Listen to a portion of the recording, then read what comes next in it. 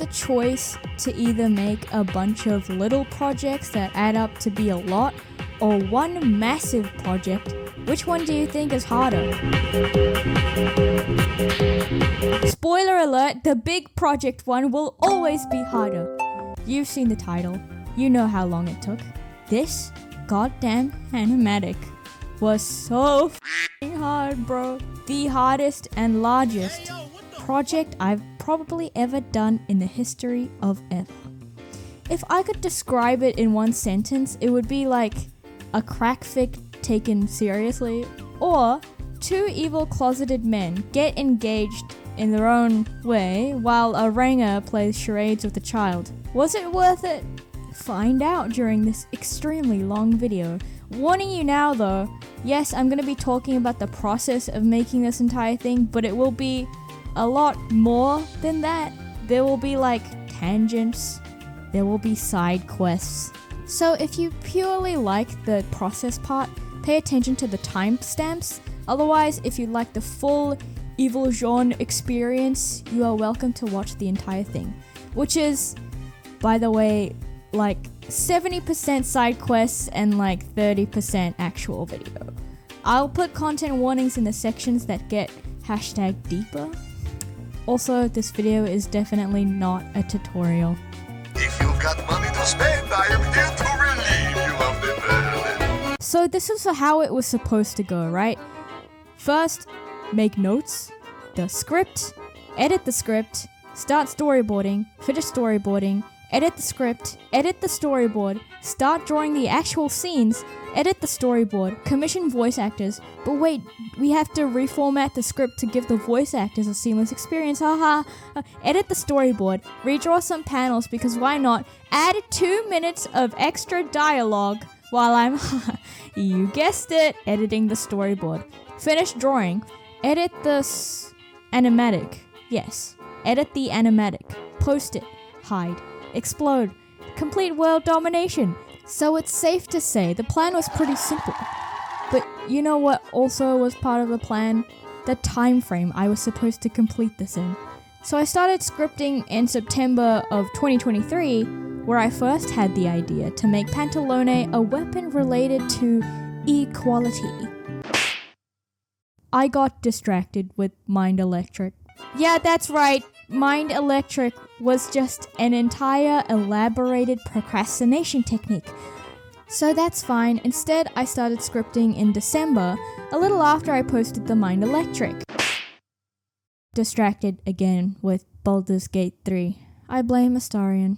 I was playing that thing like it was a full-time job, let me tell you. And I was doing commissions at the same time, so I just had like no time left over to work on this. But like, okay, fine, that's completely fine. If we start in February, then we should be done by April! Hyperpop the sequel. I started drawing this animatic on April 1st. I did all the prep work of the storyboarding and scripting during March, which was only like 10 to 20 hours, but like the panel count at that time was 185. So my plan was that if I were to complete 3 to 4 panels every day, then I should be able to finish this thing in 2 months. We all know how that turned out. But considering I added like an extra 30 panels out of nowhere, I think I managed to stick to this makeshift deadline pretty well. If you've got money to spend, I am here to relieve you of the burden. So like I said, I actually started the ideation and the scripting phase back in November of 2023. It stemmed from me wanting to make an animatic around Dottore creating a weapon for Pantalone that related to leveling the playing field when it came to gods and immortality.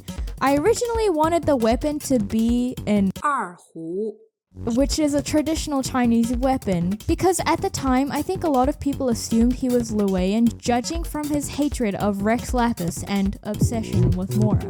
So I asked on Twitter, and the responses I got were mixed. Some said there were more evidence of Panta being from Snezhnaya than Liuwei, and then others said it was the opposite. So to be on the safe side and not potentially let this animatic age extremely poorly, I decided on switching the instrument to the violin. It's classy, it's portable, and very Pantalone. this is the design I went with. I made the violin have very Batman vibes. If you didn't understand how the anti-gnosis violin works from Dottore lovely explanation, here I'll explain it in Razor language. Evil man play violin, and sound make everyone lose their bending. I'm taking away your bending. If the evil man stop playing the violin, everyone gets their bending back. Capiche? If you've got money to spend, I am here to relieve you of the burden. While I was scripting, there were actually a lot of content and ideas that ended up getting cut to either change the direction of the story, or were just things that I didn't have time to draw. In the intro, after Pantalone enters the lab and the doors shut Child out, Child tries scanning his eyes like Panta did, but instead of the scanner accepting him, it kind of just pepper sprays him in the eyes, and then the screen says, "Error, eyes abnormally blue." Why are you blue? Dottore plays the violin as a ukulele. Okay, so this one has some genre lore attached to it. You know when you wake up in the middle of the night because you randomly think of a hashtag good idea and then write it down next to you as fast as you can, and then you go back to sleep, and then when you wake up you look at what you just wrote and you're just like, ugh. I think I had to ask my Instagram like, yo, can you decipher this for me? And then it all came flooding back. There was supposed to be a gag where right after Pantalone tests the violin on Child, Child was supposed to briefly turn into Foul Legacy, and in panic mode, Dottore snatches the violin from Panta and just starts playing the violin as a ukulele because he doesn't know how to play the violin himself. And then Child just abruptly turns back into a child before he blushes because he's just screaming instead of roaring now because, you know, there's no more Foul Legacy. This was how it was supposed to go. Basically, Dottore drags Pantalone into his lab and he's all like, dude, you're gonna love this. And then Panta's all like deadpan and he says, alright, spit it out. I don't have all day. I have to like do your taxes or whatever. And then Dottore clicks his fingers and two segments come out from the darkness, essentially wearing Men in Black cosplay, and we can see them pushing Child, who is like strapped to a chair with a vision duct taped to his forehead. And then Dottore kind of just casually goes, here, play this violin and observe. Dottore clicks his fingers again, and Child forms a water bubble around himself as he kind of has no choice but to obey Dottore in this situation. Pantalone plays a note on the violin and the water splashes onto Tartaglia, and that was supposed to be the entire animatic. Can I go home now? There was gonna be a cameo of the Tsaritsa where during the whole scene where Dottore was presenting the violin to Pantalone, Pantalone asks him, how on earth did you get permission from the Tsaritsa to like use the Gnosis for initial experiments to create this? And then Dottore is like, yes, that. I kind of sent one of the segments to go ask while she was busy with paperwork. Hey Tsaritsa, could Prime please use one of the Gnosis for a certain experiment? Okay, thanks, bye. Huh? Did someone say something? When Dottore and Pantalone enter the lab, the paintings on the side were originally supposed to be more fleshed out than they actually ended up being. I planned one of them to be a poster kind of thing where it just has the text lobotomy core with a random brain in the center, and also the Mona Lisa Dottore painting that I did for the I Can't Decide animatic last year. For the epilogue, I chose between two scenes. The first one was the maniacal laughing one, which was chosen. We all love it. I can see you guys replaying it in the video, okay? We all like it. But the second one was where we can see the meeting right after the violin presentation being taken place. Child is just seen absolutely soaking wet from the violin demonstration. Piero ends the meeting and he's just like, any questions? And then Child like shakily raises his hand while everyone else just abruptly leaves, and then he just looks around all confused like a lost puppy. If you've got money to spend, I am here to relieve you of the burden. So before I started the actual storyboarding, I thought it would be a good idea to make like a small little character sheet so that, one, I could see how simplified the art style would be. And then 2, I could reference it to see how I simplified it from the Genshin Impact designs specifically. Well, technically, we don't even know what Panta's design even is.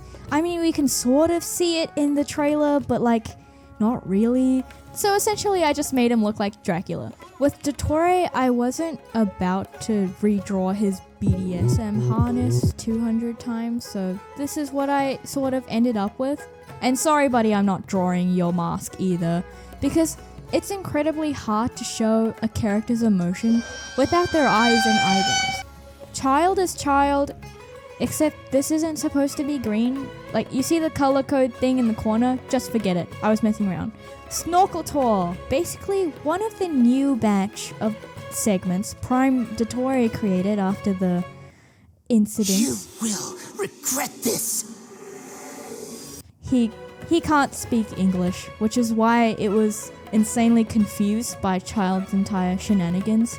Coffee Machine is Prime Dottore's personal coffee machine. I based it off the Falling Devil from Chainsaw Man, because why not? If you've got money to spend, I am here to relieve you of the burden. I went on to storyboarding, and also making the first set of color scripts. Now this initial page changed a lot as I went through drawing the animatic, but storyboarding and color scripting has to be one of my favorite parts of a project.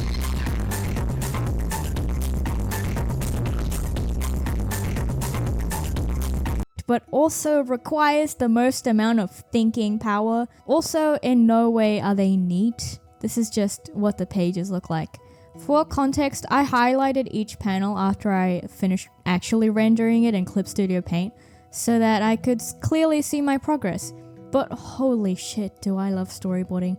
I love planning movements and their expressions and experimenting with all the different color schemes before I get headfirst into drawing. But this is also the part where I can finally gauge how big the project actually is. And honestly, I didn't think that a 2K word script would translate into that many pages of storyboards. But alas, I was proven incredibly wrong. 9.5 pages of storyboards with a gigantic asterisk. We'll get to that later. The panel count after I had finished this first draft of storyboards was 185. Let's all just keep this number in mind, yeah? Going back to color though, I knew I wanted the outer lab to be more greeny bluey, and then I wanted the inner lab to have like a red interior, but it was originally gonna have a lot more blue combined with red, kind of similar to the color scheme I used at the end of the Mind Electric animatic. I went with the more reddy green combo. Christmas, I see. Because I thought it would feel sillier and more Dottore, you know? Anyways, I was finally finished with the storyboarding. Now the next logical step would be to commission the voice actors, right? So that if any of the voice lines are performed in a way that might not exactly match the storyboard panel I made, it would be real easy to change, right? If you've got money to spend, I am here to relieve you of the burden. This was the thick of it. 70% of my time went into rendering these panels. On average, I think they took like 1 to 1.5 hours each. Some of them were lazy, some of them I went overboard with, and this is also where I tried pushing myself with my backgrounds. I'm not a background artist, but I tried, okay? I think my favorites had to be the child breaking through a window and the coughing from a knot bong. Least favorite, what the hell is this? Why is the door floating? America, explain. Also, you know what I was originally planning to do? Make a 3D model of the entire lab, the green part and the red part. I think I did this ranky-dank ass bird's eye view of the inner lab, and that's as far as the planning for the backgrounds went. The 3D model would have helped me make the setting, especially on the outer lab, a little more consistent, because I feel like even in my mind, I didn't know where everything was supposed to go. I would just kind of place the relevant props to whatever the scene needed and build the background out of that, which I mean, it's fine. But honestly, I'm not entirely satisfied with them, but whatever, it's done now. Anyways, back to the rendering. My original plan was to finish this by June 1st, and I thought that was actually giving me plenty of extra time. No. In my mind, I was like, okay, 183 panels. If I divide 183 by 60, that's like 3 point something. So all I have to do is 3 panels a day. Pretty simple. Honestly, for a solid 3 weeks, I went pretty strong. But then something started to happen. I was getting bored of the color scheme. Green. Why must you be the most dominant color in this entire animatic? Seriously though, I get a lot of comments that are like, I love how in your animation the color scheme shifts like every 3 milliseconds. I just want to eat it. Num num num num. You think I do that on purpose?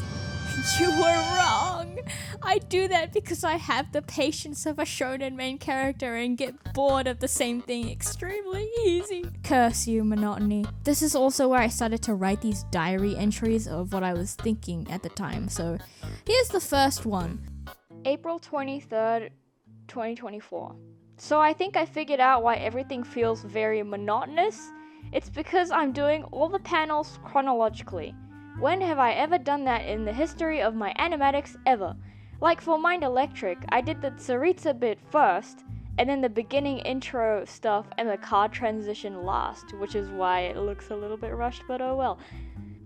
Jesus Christ, no wonder I felt like quitting. I don't know why I hadn't realized this sooner. Also, the past 2 days, I took it easy on myself. April 24th, 2024. I don't know what happened, but I think I'm gonna change some things in the storyboard, especially the part where Dottore starts talking about how Pantalone hates gods and inequality. God, I love where it's going right now. I always thought that part was a bit expository, but I think if I add a few extra lines and change the scene into a flashback between the two, it will feel a lot more natural, because as it is right now, the scene kind of just isn't really doing anything. It's just showing a bunch of different angles of the same thing, which is Dottore rummaging through a box. This way I can also introduce another color scheme to break it up. I might make that style for that section a little different, but I'll have to think about it. So this is where the original color script I had made starts to take a detour. The pretty flashback scene didn't actually exist in the first draft of the storyboard. Originally, it was just gonna be Dottore rummaging through a box in like 27 different angles and having a much shorter dialogue about, I made a weapon that renders the power of Celestial useless. And that was it. So when I came to render this part in the animatic, I reviewed the storyboard and realized that it didn't feel as impactful as I wanted.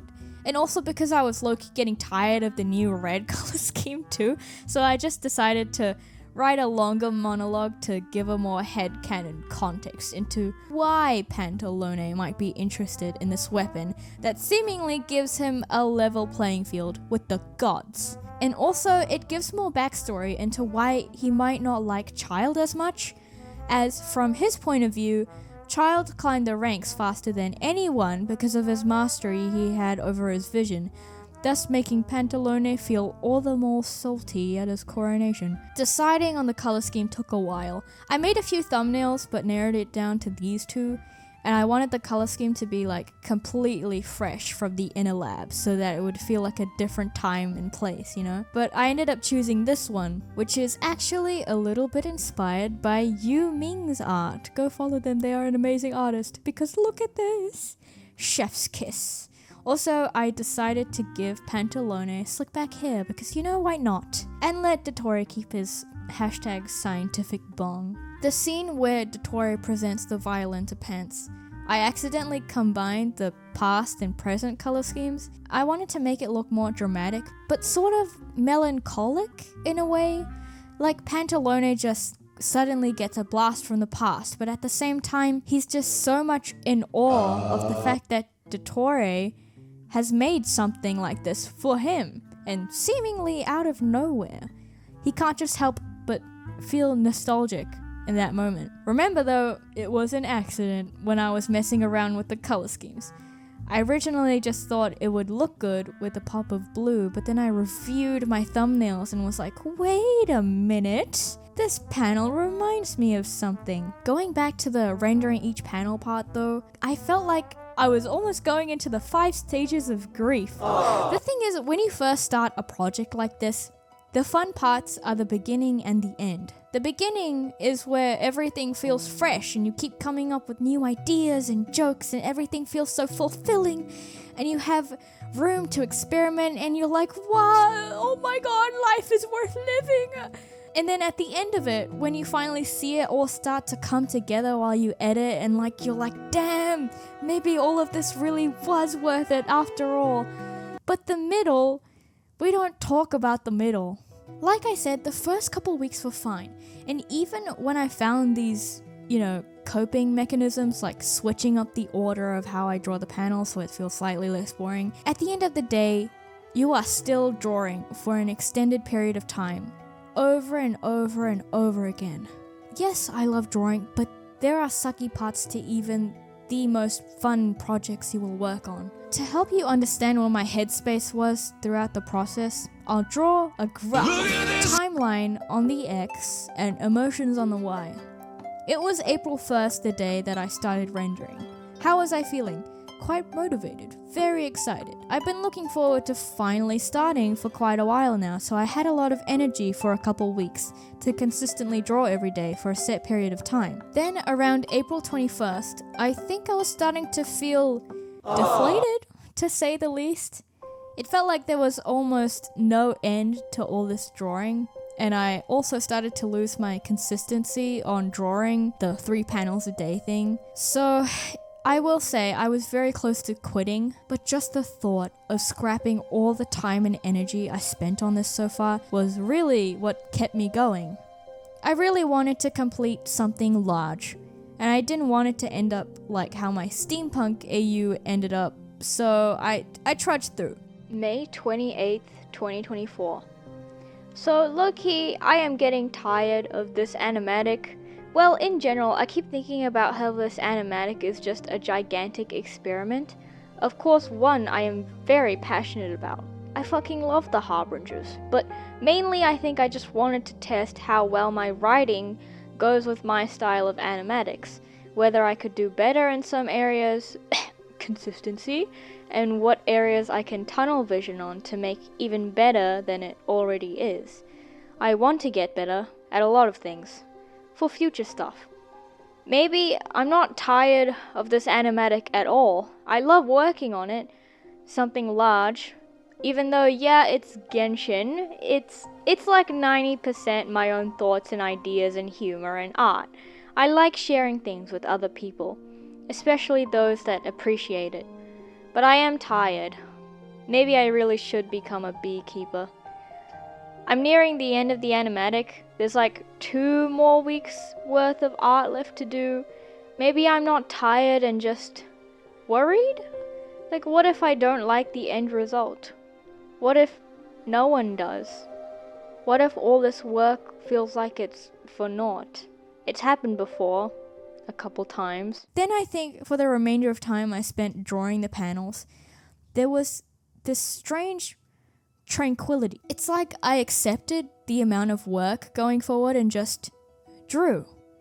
I wasn't excited or pumped or ready to rise and grind every day, but I wasn't sad or frustrated either. It kind of felt like knitting or playing songs I already knew on the piano. But also this thing started to happen where it felt like the thing that I'm working on doesn't even feel like it's made for a larger thing. It felt so separated in my mind, like I forget the panel that I'm working on is for the animatic.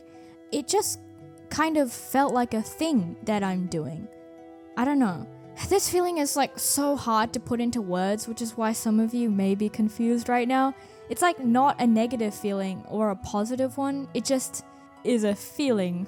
The best way I could describe it is when you're fighting Margit from Elden Ring, and for the first time, the first hour of attempts are holy sh**, oh my god, wait, what? There's a second phase. How do I dodge the hammer time move? And then in the last few attempts, you're like, okay, when he does the butterfly fly away, nodding my head like, yeah, move, you go under the seat, then whack his ass like 4 times, dodge backwards, and then in the second phase, when he goes hammer time, do a roly-poly into him just as when he's about to hit the ground, say a hi to his armpit, and then whack his ass again. So in conclusion, what I'm trying to say, in the last few attempts of the boss, I wasn't even looking at the boss like it was a boss as a whole.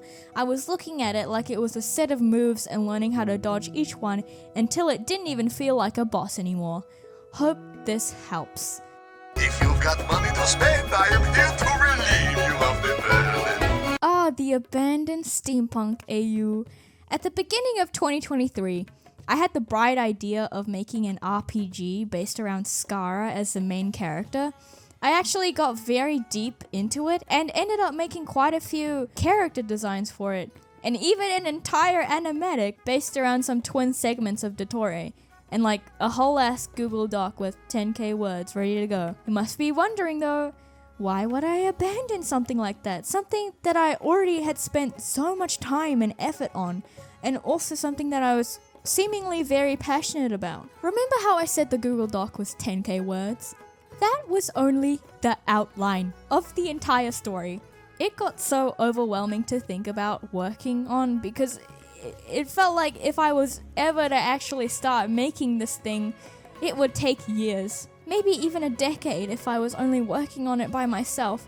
And I knew that realistically, my Genshin phase would wither in that time frame. And also I wasn't ready to commit to that large of a project, so I felt like it wasn't worth it. And thus, I completely abandoned it. But part of me still really likes some of the ideas that I came up with. So because no one asked, I'm gonna tell you the entire plot right now. So the game would start with like an Undertale like backstory where it explains how Niwa finds Skara under the tree near his house with a fresh hole inside of his chest. Pink liquid dripping out and like, it's gross. Niwa takes him in because he isn't about to leave a random stranger out to die. And then we fast forward a few years into the future where Skara is living with Niwa and Kazuha, later changed to Heizo, as his neighbor.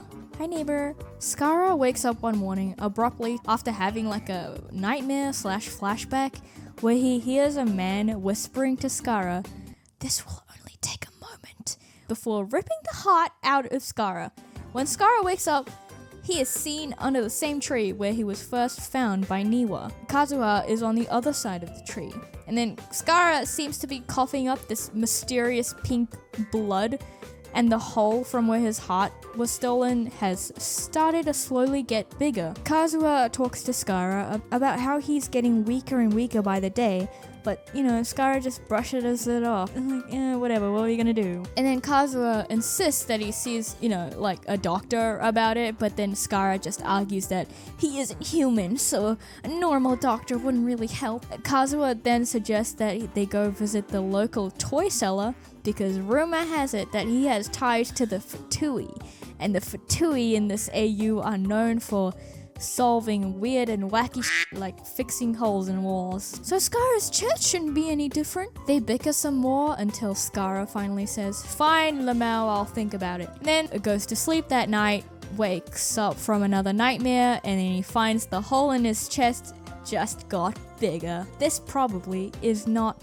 good, he thinks. So he goes to Kazuha in the middle of the night and is like, "Yeah, fine, let's go to the fucking toy seller, I'm probably gonna die." They go to the toy seller, who goes by Ajax currently. So then Skara and Kazuha find out that Ajax was the employee that used to have ties with the Fatui, so he isn't able to directly help them as he can't contact them anymore.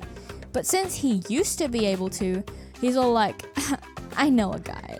And then he promises to take them to the city where he has a city pass and they don't, where they can meet this "I know a guy" guy. Then they basically crash at Ajax's place. Skara goes outside in the middle of the night because he can't sleep, and then meets Tusa, Ajax's little brother, and then he briefly says some cryptic about his deteriorating health and like life, until suddenly Ajax pops outside too, and then Tusa suddenly does a, Mr. Stark, I don't feel so good. And Ajax is like, yo, why are you outside alone in the dark?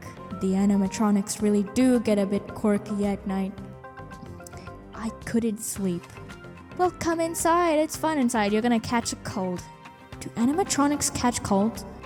So Skara follows Ajax back inside, and then he spots one of his family photos where he sees Tusa holding up a fish, and then asks who it is. Child explains that he was his younger brother, but he has passed away several years ago. The next morning, they head into the city.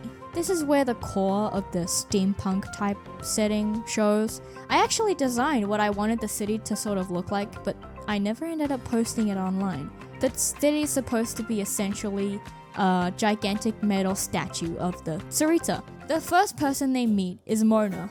Mona in this world is like a scam fortune teller, and she immediately calls out to the gang when they arrive. Mona knows of Ajax, but not Kazuha or Skara. Ajax asks if she's seen Hippo around, where both Kazuha and Skara look very confused, and then Mona does one of those, yes I have, but my memory is fuzzy. Please give me money so that my memory can become good again. To which Ajax pays her, and then they just head over to D-Luke's bar since Hippo has started working there. Inside the bar, D-Luke is already annoyed because of Mona, but like she scoffs back at him, and then she asks if Hippo is in today, where he said, yes, he's just taking a smoke break out in the balcony. Then Ajax tells Kazuha and Skara to wait at the bar while Ajax goes alone to the balcony to talk to Hippo. When they talk, the convo they have feels very awkward, and it feels like Ajax has done something kind of like bad to Hippo in the past. So it's awkward. It's not fun to see this interaction. And then Ajax explains to him that the puppet is here. Whoa. And then Hippo is shocked because he shouldn't have survived for that long. And then Ajax tells him about his condition. And then Hippo tells Ajax to bring him in, where they start talking. So Hippo explains that his condition could have to do with the abyss. And then he tells him the way to the Fatui headquarters, where they can find the original Dottore, because he is the only one that can probably help him. Probably.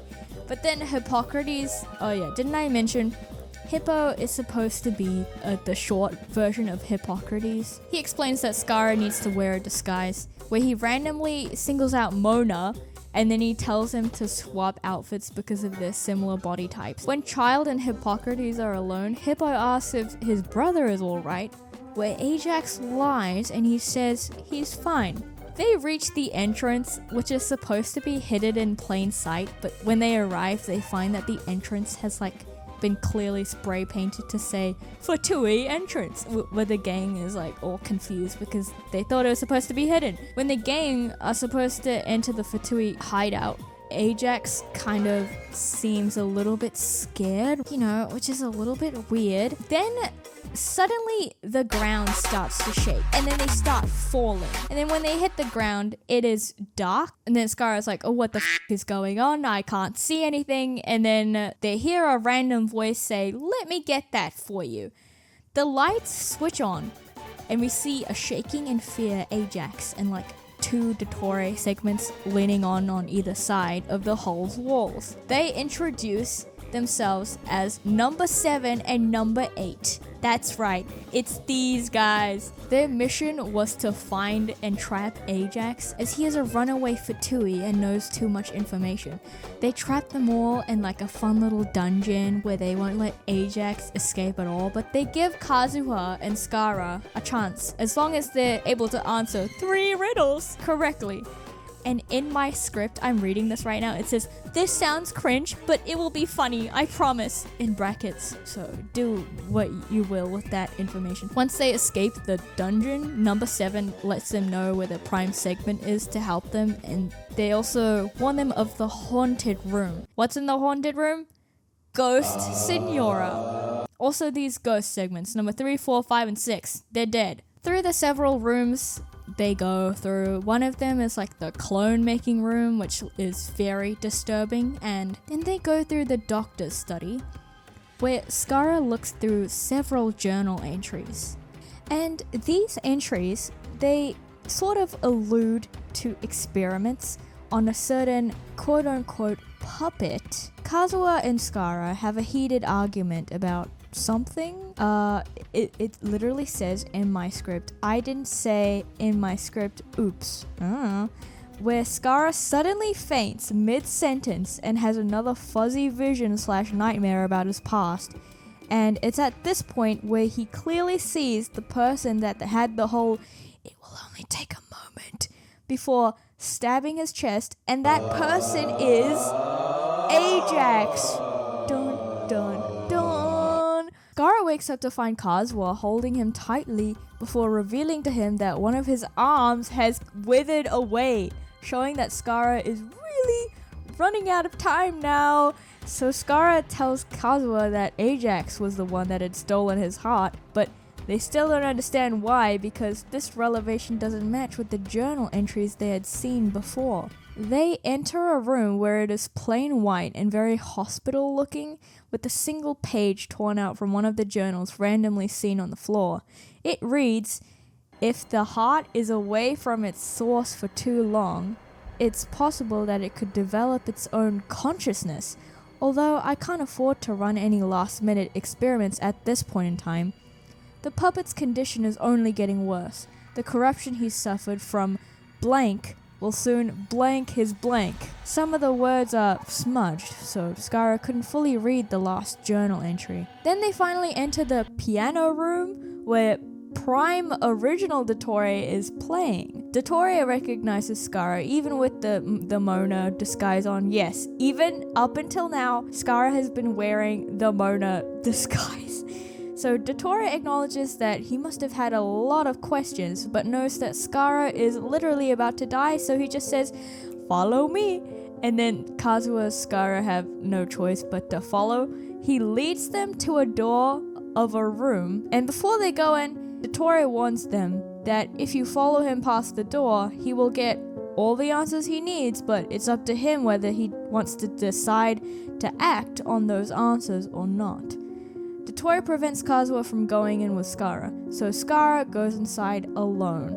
Skara walks into a dark room. A silhouette welcomes him, where Skara talks about how he is dying and that his journey led him here, and that he really needs help, because, he's about to die any second now. The silhouette laughs, and then the lights suddenly switch on and we can see who it actually is. He is the quote-unquote puppet, remember from the journal entries?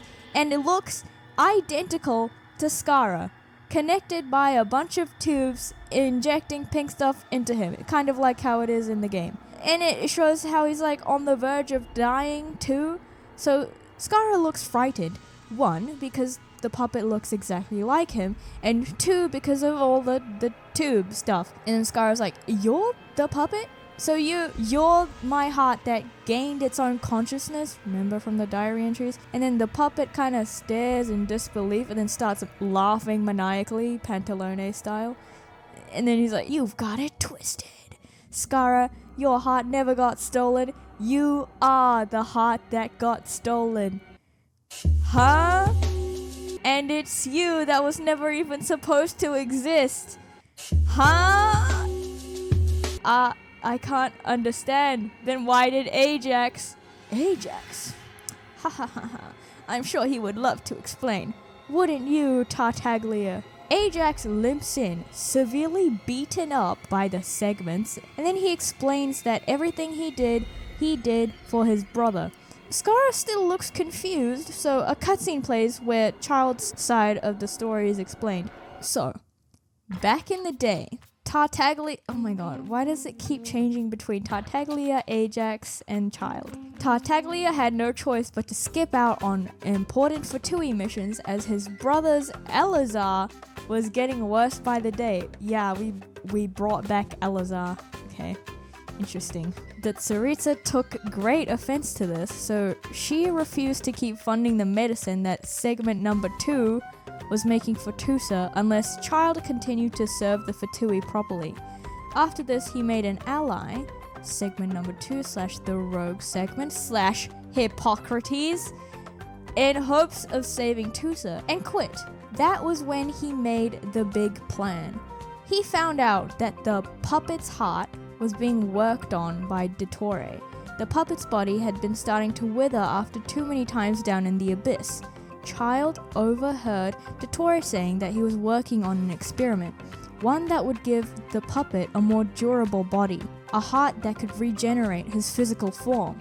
Child was all like, "Mr. Krabs, I have an idea," and steals the heart in hopes of healing Tusa. But as he was returning back to Tusa, the heart gained its own physical form. So then he thought about sticking his fingers in to get his heart, but when this new Skara opened his eyes, Ajax started to question for a moment if what he was doing was right. Then he thought about Tusa again, and then his resolve came back. "I'm sorry, this will only take a moment." And he reached inside and grabbed it. Ajax's flaw in this plan was that he didn't know that the puppet's heart wouldn't work on someone that is mortal.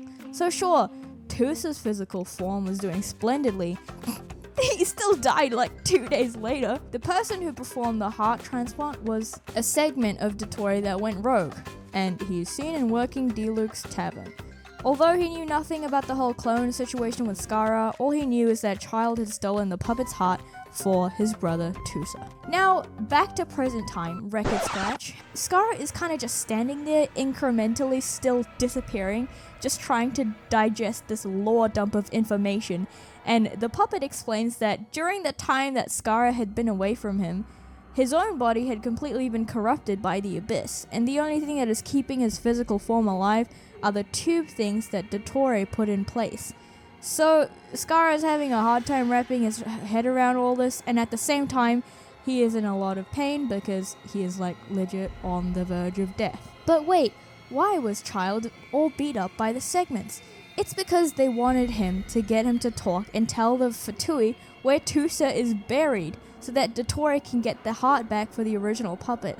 So when he sees both Skara and the puppet on the verge of death, he folds and he tells them. Then the puppet says, "It looks like you don't have much time left. I don't think I do either." The puppet smiles, but he looks very tired. I think we both know what we have to do. The tubes suddenly snap off, and then he walks until he's right in front of Skara. At this point, Skara is kneeling because of the pain. And this is where the first major decision happens. Wow, finally, we get to the part where it's an RPG. Now the player could do one of two things: fuse with the puppet, or do nothing. If the player decides to fuse with the puppet, this is the ending that happens. This is where Skara and the puppet fuse, Steven Universe style, in hopes of adding a tiny bit more time of lifespan in order to reach Tusa's grave in time, like before they disappear Mr. Stark style. When you reach Tusa's body and find the heart with all the Fatui kind of backing you up, Dottore puts the heart inside fused Skara right away, making his arm and the hole in his chest to be filled again. And Dottore then reminds them of the deal where you get the option to either join the Fatui or stay with Niwa and Kazuha. So, like, obviously the player would want to choose stay with Niwa and Kazuha, right? But if you stay with Niwa, Dottore is like, Lamau, you actually never had a choice. And then threatens Niwa's life, showing that if he decides to stay, Niwa basically dies. Okay, and then that's when Skara automatically says, "Fine, Jesus Christ, I'll go back with you," and then agrees to go back with Dottore to his funky ass lab. Skara says his goodbyes, and an ending animatic plays where Skara is seen falling into the abyss and chained up in a repeat cycle, and then pans to Kazuha at the bar crying. This is the neutral/normal ending. Oh my god. Are you ready for the bad ending? For the bad ending, this is where you choose to do nothing and let the puppet wither away right in front of you. Child secretly escapes, and when we go and find Tusa's casket, his body is clearly missing. Standing behind Skara and Kazuha is Child. His body, it was still. It's been years. When I opened the casket, I was mentally prepared to see him as a normal corpse would look after being years of being underground, but he still looks exactly the same. Why? Why couldn't he have looked like anything else? Anyone else but my little brother? Child collapses onto the ground. It was as if no time had passed at all, and all my sins were staring down at me right in the eyes. And just like that day when he... Child, where's Tusa's body? Kazuha says sternly, and then Child smiles and laughs painfully. And number 7, he wanted to bring one of the other clones back. Yeah, okay. Apparently, during all this, one of the twins dies. The one with the blindfold on. I don't know how it happened. I never actually planned it, but... Okay, continue. Number 7, he wanted to bring one of the other clones back. I was frozen. Not from what he explained, but before I knew it, I was handing him over to 7. Why did you feel the need to come back for him in the first place? And why tell Dottore and everyone where his body? The second the words slipped from my mouth, I felt regret. I thought that I was over it, that I left his death behind me, that it wouldn't matter if they found his body. I should have ignored you at my shop that day. I thought by helping you, I could have gained some closure from his death. It's true, you only exist by mistake, by my mistake. Maybe letting you die like this will correct at least one of the mistakes I have made. Skara lunges in desperation, and the sudden movement causes his leg to just disappear and he trips. Where Kazuha quickly follows him because, he's like, oh no, Skara, you're dying. Child leaves, and this is where Skara, as he's almost become D-U-S-T dust from the lack of a heart, asks Kazuha to take him home. Kazuha takes him back to the tree where we begin the story, / where we wake up, and talk to Kazuha for the first time. Skara apologizes for dragging Kazuha on this massive, quote-unquote, waste of time where they share one last hug. Skara fades away as the abyss corruption completely takes over his physical form.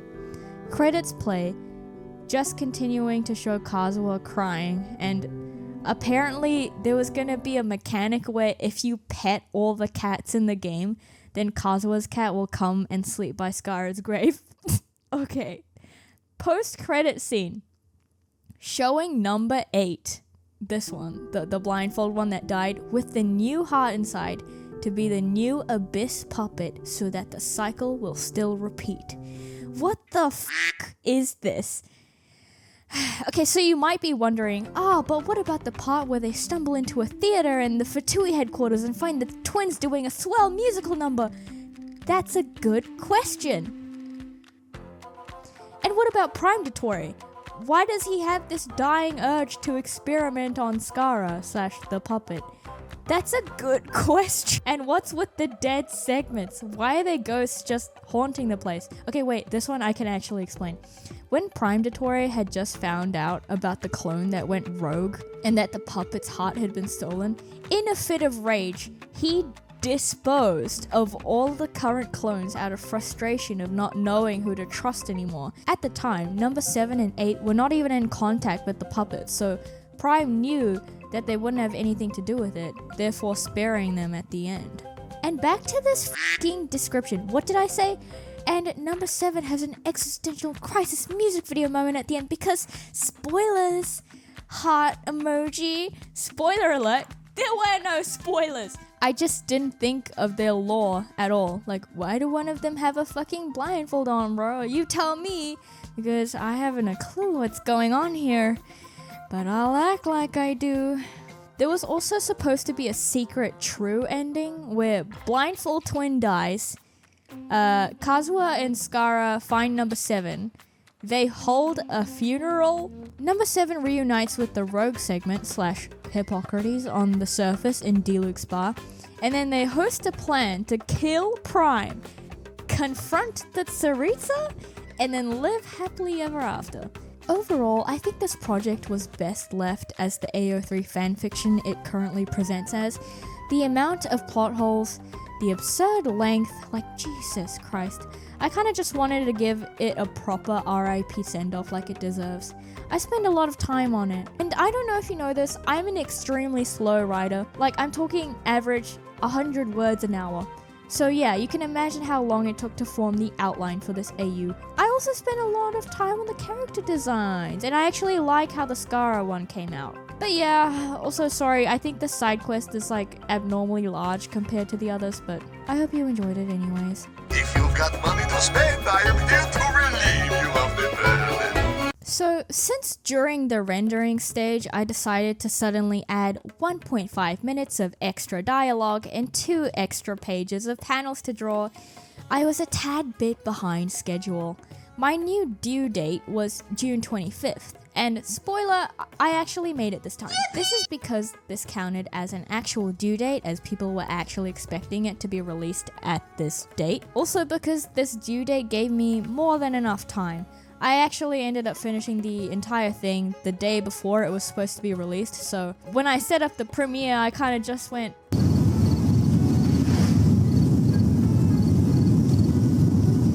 Well, I mean, I did have a different due date before this, which was start editing on the 9th of June. Didn't happen. Finish editing by the 15th of June. Also didn't happen. And Lamau, look at this. I still have the sticky notes up as a reminder, like how people forget to take their Christmas decorations down. So I started editing on the 15th of June. Yep. I broke it up into these main parts. Editing the audio, mainly putting the voice acted bits together. Son of a bitch! Saved each panel as a JPEG and PNG in case it has transparent parts. Put both in Premiere Pro and time the panels to the sound and voices. Add the sound effects. For most of the sound effects, I just kind of searched them up on YouTube, but for the tss and the water splash and delusion dropping, I did the Foley myself. As for the sound design in general, I learned how to edit what direction the sound is coming from in Premiere Pro, and also learned about high pass and low pass filters. Basically, a high pass filter makes it so that the low frequencies of the audio are cut, making it sound a little like a radio.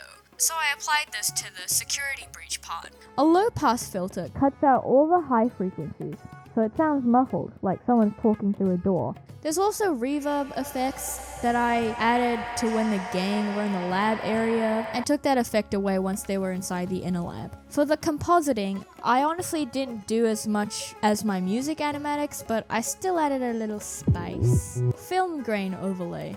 Paintbrush overlay. I actually did this myself in Clip Studio Paint. I just found a painterly brush and made the solid true color gray, and then added a little variation by going lighter and darker. I made 3 to flip between, and then made them a loop around 3 milliseconds each, nest it, then make the blending mode overlay, then boom, headshot. The tiniest bit of chromatic aberration, although for the camera scene we ramped it up to like the square root of the sun. Also, for the VHS effect, I just used this tutorial. I would tell you how I did it myself, but like I can't remember. And finally, the only thing I used After Effects for, wiggle position, which makes it look like a camera moving, kind of. I lied. Then finally, the only other thing I used After Effects for, the parallax effect. Holy this took ages, and honestly, I still kind of think it looks a bit jank, but I was just sick and tired of my computer freezing every time I wanted to preview and it breathing so hard it felt like it was about to come. And so the editing was complete. But you might be thinking, hold on, why is there a huge chunk of the video still left? Shouldn't we like pack up our foldable chairs now? Like what's going on? I might have been lying to you. The following recording isn't actually made postpartum the animatic like the other ones are. It's a real recording of me kind of having a breakdown. I was actually debating on whether showing this or not because I didn't want to discourage anyone from trying to do a large project themselves. And also partly because I didn't want to potentially get any comments about the fact that I am crying about fictional characters. But in the end, I decided on leaving it in anyways, because I think it's important to recognize that there are highs when doing something like this, but also lows. These were one of the lows. Oh my god, why am I crying, dude? It's probably because I'm tired. Not of the animatic. I love this animatic, but I'm just tired physically. I should probably... I don't fucking know. I feel like I'm being dramatic. But I can't see it. I can see it, but I can't see it. So clearly, I should have taken a break. I really should have taken a break. But I didn't. April 21st, 2024. This is the day after I had my breakdown. I think the reason why I get so in my head about deadlines is because I feel like if I don't set them for myself, then nothing will ever get done. But seriously, from yesterday's breakdown, I myself know fully well that I should really step back and take a break from this animatic, but I just can't. There are a couple of reasons why. The first is, well, I'm afraid of my break snowballing into a longer and longer period of time where I end up racking up so much guilt about not completing it that I end up dropping it completely. If I do end up taking a break, I won't be able to relax anyways. I can never fucking relax with anything.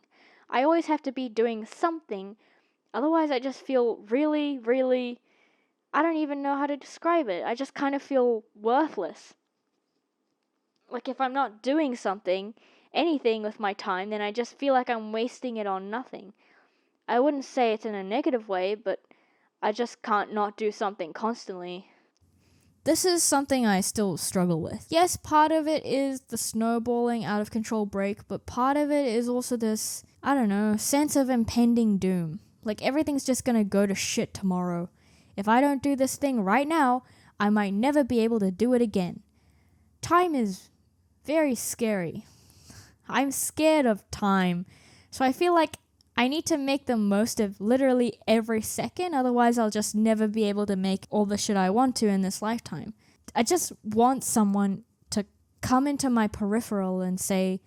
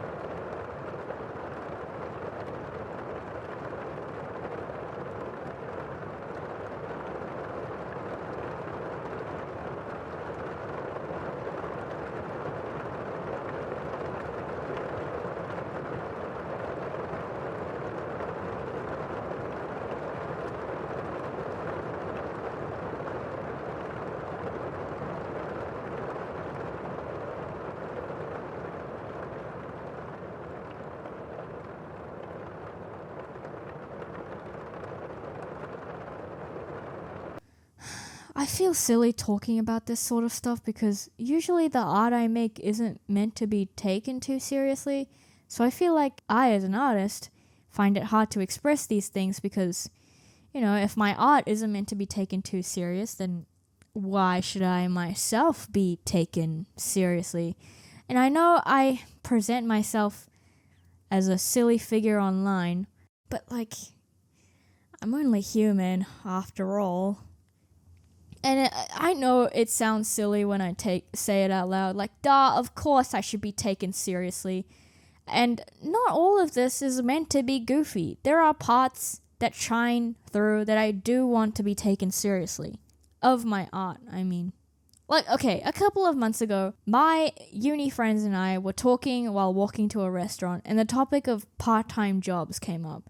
I was low-key trying to avoid this topic because I automatically assumed that no one would take art commissions as a valid answer, but there was no escaping it, in my mind at least. So when they asked to see my art, I gave them my account. I don't know why, I should have just said I worked at Macca's or something, but their reaction was positive. It was positive, but I still felt sick. Throwing up. And then I remember I had to sit down at some point and my hands started to shake while they all scrolled. Huh? Why? Why did I feel so bad? Even though their reaction is probably what anyone would hope to receive.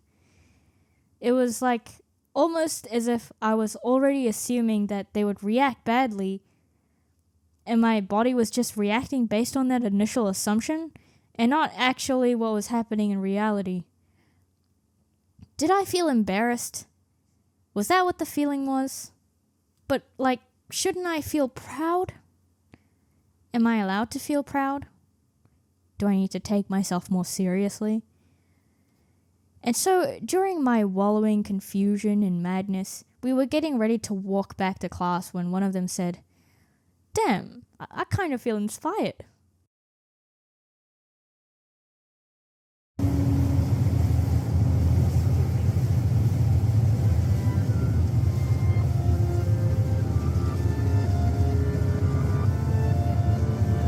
Am I being glazed?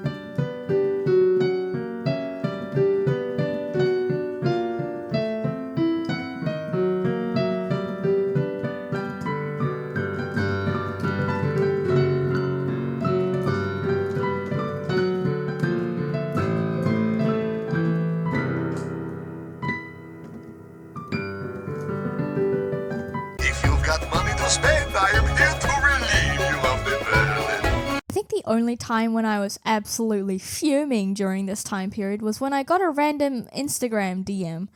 Why don't you just use AI?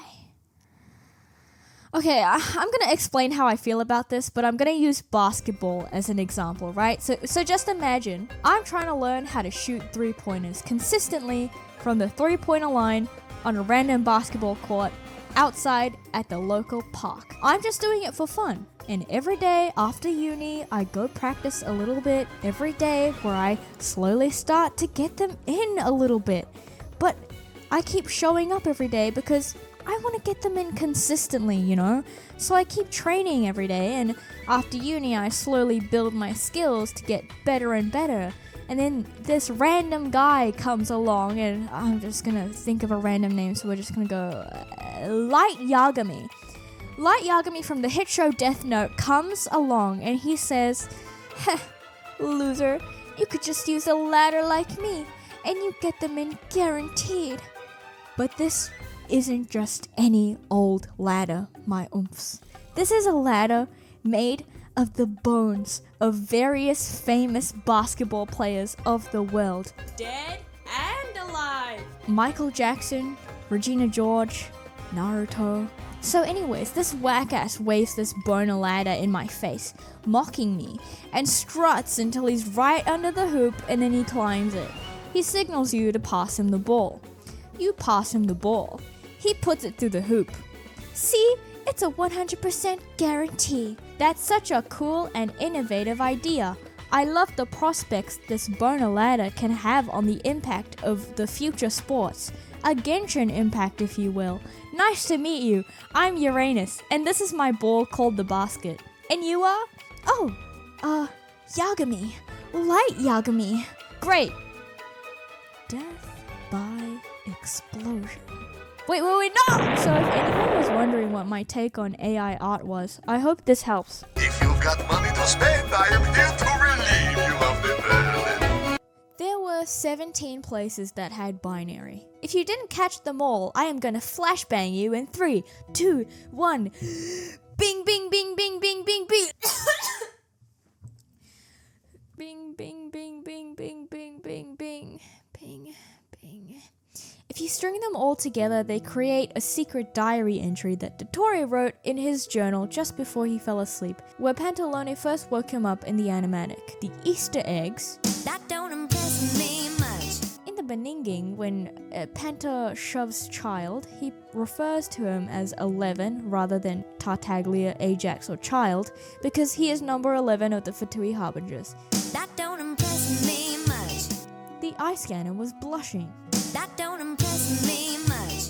The Piss Horse and Fatui recruitment posters are seen in the outer lab near Dottore's desk. This is a reference to my Mind Electric animatic and also an illustration I made of Dottore on a horse at the beginning of this year. That don't impress me much. In this scene, one of the new clones refer to Pantalone as Refrigerator because I have this headcanon that they get confused between Regulator, which is Pantalone's Fatui title, and Refrigerator.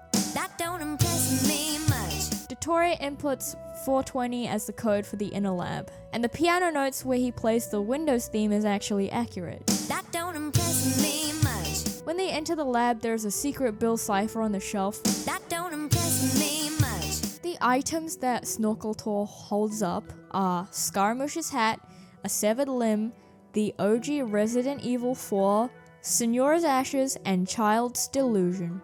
That don't impress me much. A clip from Mind Electric is overlaid while Child is crying about not being #understood. That don't impress me much. The slimes turn into blobfish. That don't impress me much. You can't just say perchance. That don't impress me much. Pantalone bribes Snorkeltor again to get into the inner lab. If you've got money to spend, I am here to relieve you of the burden. Now, there are a few lessons that I learned from this. I should have mixed the audio before I started storyboarding, or at the very least, before I started rendering each panel. And some of you might be thinking, yeah, no shit, Sherlock, how else would you match the animatic panels to the audio? Look, I don't know what I was thinking either.